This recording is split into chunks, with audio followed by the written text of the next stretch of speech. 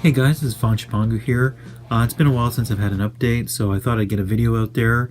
I'm going to be going away again for a little bit for some personal stuff, but I wanted to make sure I got a video out, to show you guys what I've been up to in the meantime. So I've been working on my Marines. I used the figure that my friend from Germany had sent me of John Basilone to make the centerpiece of the MMG team. You'll notice that it's not flocked. Here, let me get this crusty old paintbrush out here. You notice it's not flocked, but basically for the rest of the team, I just made a couple other guys here. I'm just going to spin it around. I've got it so they come off the base. I try to make it I sneakily try to make it so that, if I got hit with a 1-inch template, you could only get 2 guys. I'm one of those people.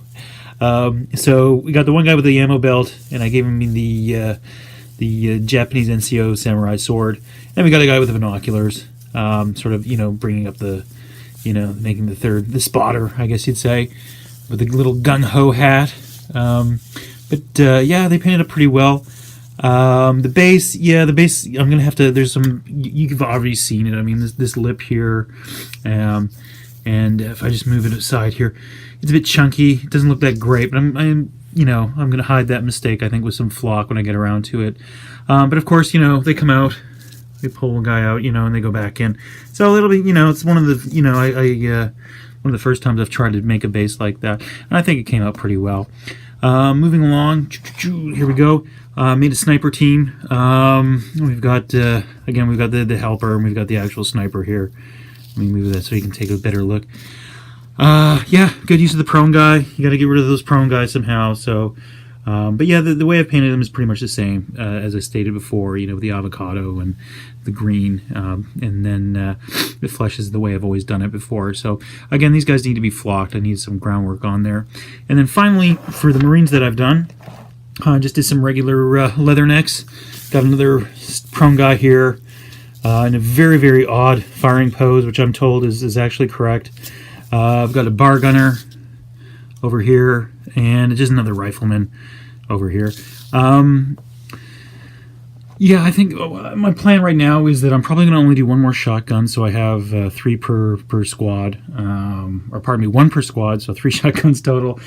Probably max out on the bars, and then just do the rest of them are riflemen. For vehicles, I'm definitely want to do a Sherman. I've been researching pictures of the Shermans from that era that they used in the Pacific, and I gotta say that they look really cool, so I'm really excited about that. I also picked up one of these little guys. It's kind of the right scale. It is a bit big, and I was a little bit disappointed actually when I got it home, because when I found it at first I thought, oh, it's perfect, but then I don't know. We'll see. I'll paint it up. If it doesn't work out, it's just going to end up being scenery, scatter scenery or something like that. But it was only $1, so I mean, where can you go wrong, right? So those are the Marines for now. I've got some more World War II stuff and a bit of Napoleonics to show you, and then that'll be it. Hang in there. Okay, here are some Hungarians that I've done up for bolt action. They are from the Back of Beyond range for cobblestone castings, pardon me. These are the figures that I bought while I was in Canada about a month ago. So yeah, they're pretty cool. I like them. This guy, I mean, he's obviously going to be the officer. This is going to be a helper if I put them together. If not, this guy could be like an observer of some sort, or a spotter. But a lot of character. I really like this guy. He has that little Colonel Sanders beard with the monocle. I mean, they're World War I Germans basically, but the uniforms are pretty stock and standard for the Hungarians early in war. Also, in the same pack, I've got these 2 guys who will end up being the NCOs. They have these really odd sort of, I don't know, these are MP26s or something. They're really some kind of really odd weapon. But they had a little, the one guy has an eye patch, and they were a lot of fun to paint. They were really quick to paint actually too. There's just basically the green, the uniform color, and the flesh, and then the black and some leather and stuff like that. Continuing with the Axis World War II, we've got this guy. This is the first time I've ever painted a miniature from the Stosy Heroes range. This is the Hauptmann Winkler. Yeah, I had to do a little bit of a operation here on his hand. I don't know, I guess it was a late casting. I kind of tried to save it on the helmet here and make it look like a chin strap he had over the front. But some of the details had sort of gotten lost in the cast. So, but all in all, I would say this is a pretty interesting figure. I don't know if I did it justice or not. I did have a lot of fun painting it, of course. I did try to do a little bit with on the stock there, and you know, but he doesn't really have a lot of equipment. I was thinking about putting more equipment on him, but I thought, you know, I think he kind of looks good as is. But this was something that I received from my friend in Germany, and it's the first time I've done a Stozzi's Hero. I've got one more, which I'm looking forward to doing as well. But it painted up pretty well. I'm pretty satisfied with it. Then I've got a couple Napoleonics here. They're not the greatest. These are some that I did while I was in Canada, actually visiting.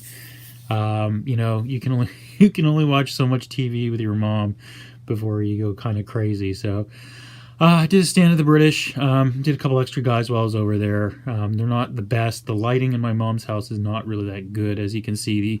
The eye on this one guy here is flying out of his head. But yeah, so I'm taking a few more actually with me while I go this time. Whoops, the camera's going down there. And then I've got one more sort of project on the go here. This just showed up, I guess, yesterday? It just showed up yesterday. So it's been a long time since I've done something like this, but I've got the, I hope the glare is okay. Well, it's not that great, that glare. But this is the Games Workshop, I guess it's the High Elf Prince on a Griffin.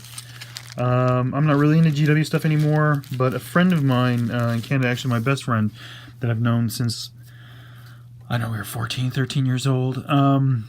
Recently he had a brain tumor removed. And anyways, I realized that I'd never really painted a figure for him since probably high school. And I said to him, I said, hey, you know, as a sort of get better, get well soon kind of gift, you know, recuperating gift. You know, what do you want me to paint? And just name it. And he said that he wanted this. He remembered seeing it in a GW a long, long time ago. He's not into painting or gaming or anything like that, but he really liked the figure.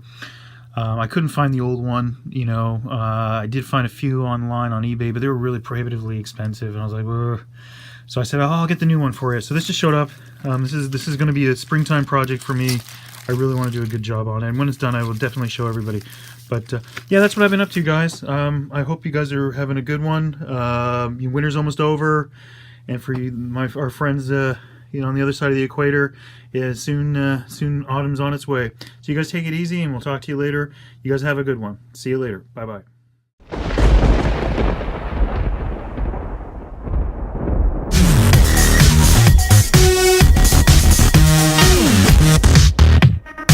Yeah.